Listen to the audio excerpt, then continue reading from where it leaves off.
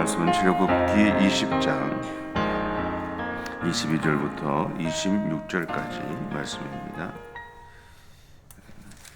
제가 읽는 성경으로 113페이지에 있습니다. 출애굽기 20장 22절부터 26절까지입니다. 우리 함께 봉독하겠습니다. 여호와께서 모세에게 이르시되 너는 이스라엘 자손에게 이같이 이르라. 내가 하늘로부터 너희에게 말하는 것을 너희 스스로 보았으니 너희는 나를 비겨서 은으로나 금으로나 너희를 위하여 신상을 만들지 말고 내게 토단을 쌓고 그 위에 내 양과 소로 내 번제와 화목제를 드리라. 내가 내 이름을 기념하게 하는 모든 곳에서 내게 임하여 복을 주리라. 네가 내게 돌로 제단을 쌓거든 다듬은 돌로 쌓지 말라. 내가 정으로 그것을 쪼면 부정하게 함이니라. 너는 층계로 내 계단에 오르지 말라. 네 하체가 그 위에서 드러날까 함이니라. 아멘. 22절에 보면 22절에서 하나님은 모세를 향해 이렇게 명령하세요. 내가 하늘로부터 너에게 말하는 것을 너희 스스로 보았으니. 이 말은 하나님이 시내 광야에서 이스라엘 백성들을 정결하게 하신 다음에 모세를 통해 그들에게 하셨던 약속이 이제 출애굽기 19장 4절부터 6절에 나오는데 거기 보면 이런 말씀이 있습니다. 내가 애굽 사람에게 어떻게 행하였음과 내가 어떻게 독수리 날개로 너희를 업어 내게로 인도하였음을 너희가 보았느니라. 세계가 다 내게 속하였나니 너희가 내 말을 잘 듣고 내 언약을 지키면 너희는 모든 민족 중에서 내 소유가 되겠고 너희가 내게 대하여 제사장 나라가 되며 거룩한 백성이 되리라. 바로 이 말씀을 확증하기 위함이었던 겁니다. 이것을 위해서 하나님은 이스라엘 백성들에게 그분의 음성을 들려주셨습니다. 이 하나님의 음성을 이스라엘 공동체에게 들려주신 이유에 대해서 출애굽기 19장 9절에서는 모세 때문이다라고 말씀을 하십니다. 내가 빽빽한 구름 가운데서 네게 임함은 내가 너와 말하는 것을 백성들이 듣게 하며 또한 너를 영영히 믿게 하려 함이니라. 그러니까 모세 때문에 그렇게 하셨다는 거죠. 이 하나님이 자신의 목소리를 들려주신 이유에 대해서 추가적으로 신학자들이 이제 주장하는 것이 뭐냐면 두 가지가 있는데, 첫째는 이것을 통해서 하나님은 자신이 분명히 현존하고 계심을 이스라엘 공동체에게 계시하고 싶어 하셨다라는 겁니다. 두 번째는 뭐냐면 하나님의 목소리를 들음으로 이스라엘 공동체가 모세의 권위를 인정하게 해서 모세를 통해서 하나님이 전달하시는 하나님의 말씀에 순종하도록 하시기 위함이었다라는 걸 이야기합니다. 다시 말하면 하나님은 이스라엘 공동체에게 자신을 보여주시고 자신이 세운 모세를 드러내심으로 모세를 통해 전달되어진 하나님의 말씀을 그들이 순종함으로 받아들이도록 하셨다는 겁니다. 그리고 하나님의 백성으로 그들 자신의 삶에서 하나님의 말씀대로 살아가는 삶이 익숙해져 가도록 하셨다는 거죠. 또한 하나님의 사람으로 살아가는 과정에서 혹시나 그들 안에 생길 수 있는 불신을 막고자 하셨다라고 이야기를 할 수 있습니다. 그리고 23절에 보면 이런 말이 있습니다. 나를 비겨서라는 말이 있는데요. 이 비겨서라는 말은 뭐뭐 함께라는 그런 의미를 가지고 있습니다. 그래서 23절에서 너희는 나를 비겨서 은으로나 금으로나 너희를 위하여 신상을 만들지 말고라는 이 말씀은 하나님과 같은, 다시 말하면 하나님의 모습을 상상해서 각종 우상을 만들지 말라라는 이야기죠. 하나님은 자신을 어떤 형상으로도 정령화하는 것을 엄격히 금지하셨습니다. 왜냐하면 어느 정도의 시간이 지나면 그것이 처음의 의도와는 달리 그들의 삶에 새로운 우상이 될 수 있기 때문에 그렇습니다.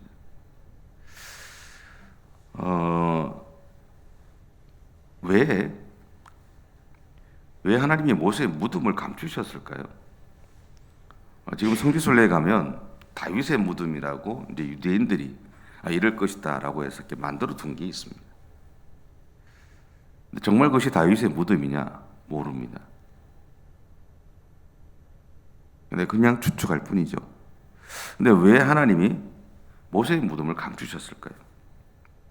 왜 하나님이 십계명 돌판을 담았고 아론의 쌍난 지팡이를 담았고 그리고 만나를 담았던 항아리가 담겨져 있던 법궤를 감추셨을까요?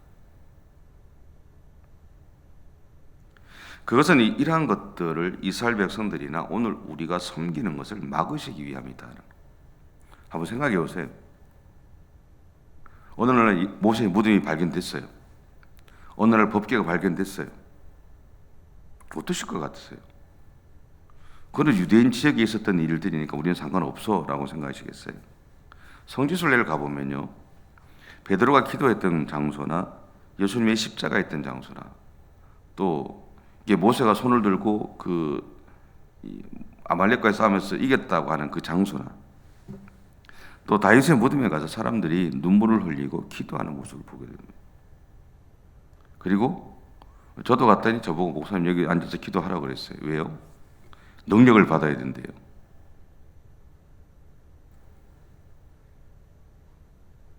근데 그런 자리에 가서 기도함으로 능력이 생기는 것처럼 그런 자리에 그런 힘이 있는 것처럼 사람들이 생각을 해요. 근데 여러분 분명히 기억하셔야 돼요. 그 자리가 능력이 있는 것이 아니라 하나님이 우리의 능력이 되시는 거예요. 그 자리는 그냥 그 자리일 뿐이에요. 하나님 그분이 나에게 능력이 되시는 거예요. 내가 어느 자리에 있든 어디에서 있든 내가 하나님을 찾고 하나님을 의지하고 그분의 능력을 구하면 하나님은 우리에게 능력을 부어주시는 거예요. 하나님은 자신에 대해서 분명히 이렇게 선언하셨어요. 나는 아브라함의 하나님, 이삭의 하나님, 야곱의 하나님이다. 다시 말하면 하나님은 지금도 살아계시고 우리 안에서 역사하시는 분이다 라는 이야기죠. 그래서 우리는 하나님에 대해서 계시지 않은 곳이 없고 하시지 못할 일이 없다라고 말합니다. 그럼에도 우리는 어느 사이에 하나님을 새롭게 만든 금송아지에 가두두려고 하는 모습들을 가지게 됩니다.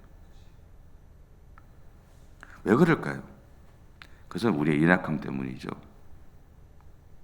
그래서 하나님은 감추신 거예요. 없애신 거예요.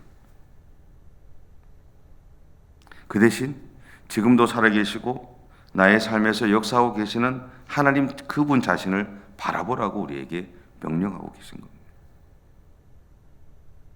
또한 24절에 보면요, 토단을 쌓고라는 말이 있습니다.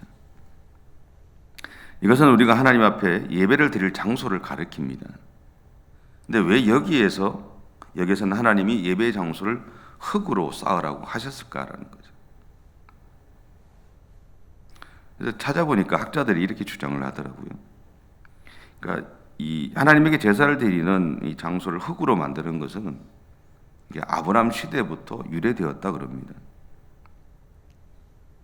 아마도 그렇게 된 이유 중에 하나는 당시 이스라엘 백성들의 생활 양식상 한 곳에 머물지 못했기 때문이 아닐까 싶어요. 계속 떠돌았잖아요, 유목민으로, 그죠? 그러니까 한 곳에 뭔가 멋진 성전을 만들 수는 없고 그냥 가는 곳마다 그냥 있는 것을 가지고 하지 않았을까라는 생각을 합니다. 그리고 25절에 보면 이런 말이 있습니다. 네가 내게 돌로 제단을 쌓거든 다듬은 돌로 쌓지 말라라는 이 말씀이 있어요. 이것을 통해서 우리는 당시의 예배의 자리를 만드는 방법이 두 가지였다는 것을 알게 됩니다. 그리고 어느 방법을 사용할지는 결국 당시의 상황에 따라서 돌을 구하기가 쉬우면 돌로 만들고 흙을 구하기가 쉬우면 흙으로 만들었다는 거죠.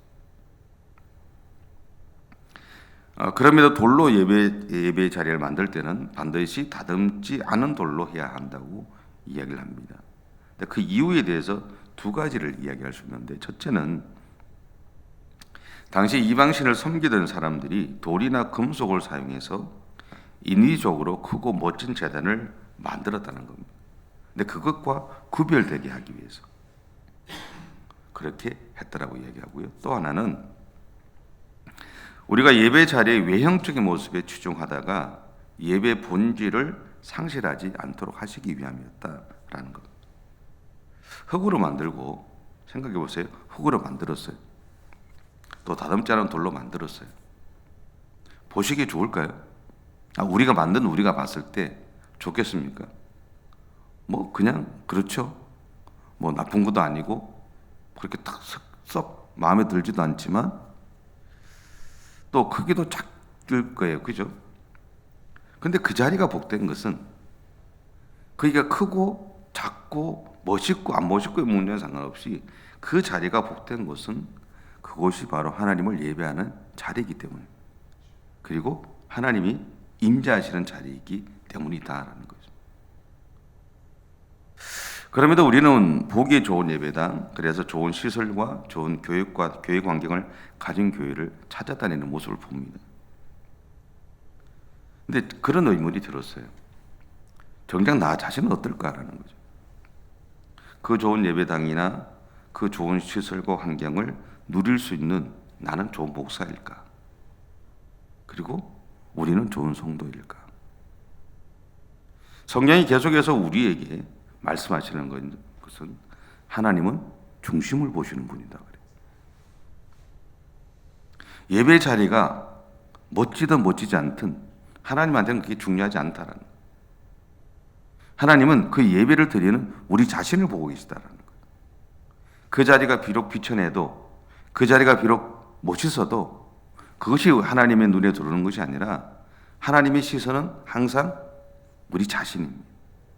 예배를 드리는 우리 자신, 하나님의 사람으로 살아가는 우리 자신에게 고정되어 있다라는 거죠.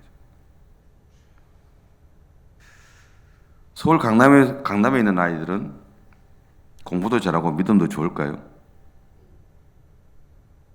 그렇지는 않습니다. 예전에 그 아이들 데리고 수련을 갔는데 그 수양관이 좀 컸어요. 크다 보니까 여러 교회들이 같이 했어요. 각자 자리를 빌려서. 그 아이들하고 제가 한번 마지막 날 그날은 거기가 한 10시 되면 모든 게 다 끝나야 되는데